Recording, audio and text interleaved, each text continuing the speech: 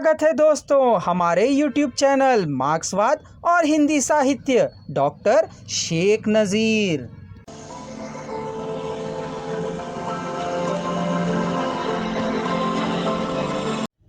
गिरफ्तार कर लिए जाने के बावजूद कुछ मेहतर लोग संगठित होकर निर्भयता के साथ लाल झंडे को उठाते हुए जुलूस निकालते हैं। पुलिस इस जुलूस को रोकने के लिए मेहतरों को पुनः सोचने का अवसर भी प्रदान करती है, पर मेहतर लोग अपने लक्ष्य पर डटकर रहते हैं। उषा भी जुलूस के आगे रहती है। 7-8 दिन तक तो लोग सिर्फ पानी पीते हुए निराहार हड़ताल को जारी रखते हैं, तो पुलिस उन्हें तितर बितर करते हुए प्रयत्न में लाठी चार्ज भी करती है। फलतः उषा के साथ कई लोग घायल हो जाते हैं। मजदूर नेता मतई पुलिस की लाठी से वहीं मर जाते हैं।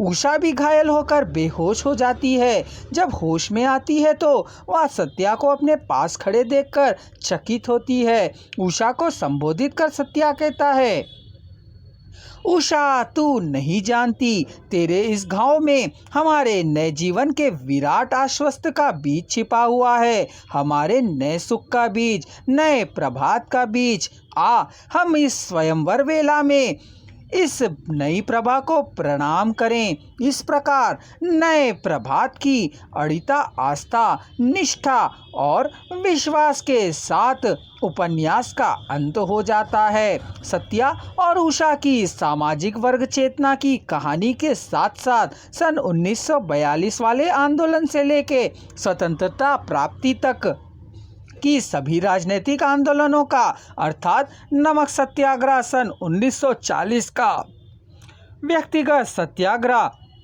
द्वितीय विश्व युद्ध सन 1942 की क्रांति, बंगाल का अकाल, आज़ाद हिंद फौज, माउंटबेटन योजना और उसके प्रति जन प्रतिक्रिया, छात्रों के जुलूस, मजदूर हड़ताल आदि ऐतिहासिक घटनाओं का यथार्थ चित्रण भी इस उपन्यास में विशेष रूप से दिखाई देता है। उपरोक्त इन्हीं घटनाओं से प्रभावित होकर और तजन्मे कठिनाइयों को झेलते हुए अंत में सत्या और उषा नए समाज, नए जीवन तथा नए प्रभात के बीजों को बोते हैं।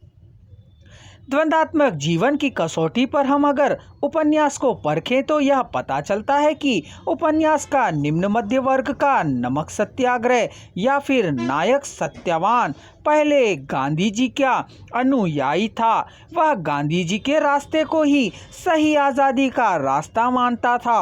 वह गांधी जी के कई आंदोलन एवं व्यक्तिगत सत्याग्रहों में भाग भी लेता है, किंतु जब वह जेल में कम्युनिस्ट वीरेंद्र के संपर्क में आता है तो वह अनुभव करने लगता है कि सम समाज का निर्माण केवल एक सपना ही नहीं बल्कि वह साध्य भी है और मार्क्सवाद उसका साधन है। इस प्रकार उपन्यासकार ने गांधीवादी चेतना से अनुग्रहित सत्या से मार्क्सवादी चेतना का संचार द्वंद्वात्मक रूप में कराया है।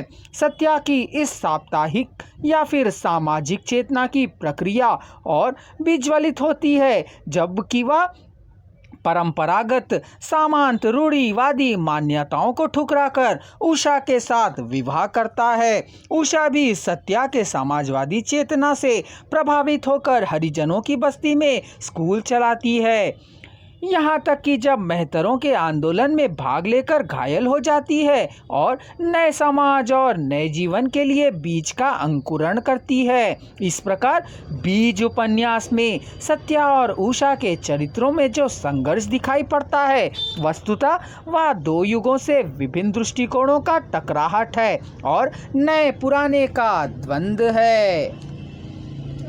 यशपाल का उपन्यास झूठा सच, इस पर हम अगले वीडियो पे प्रकाश डालेंगे।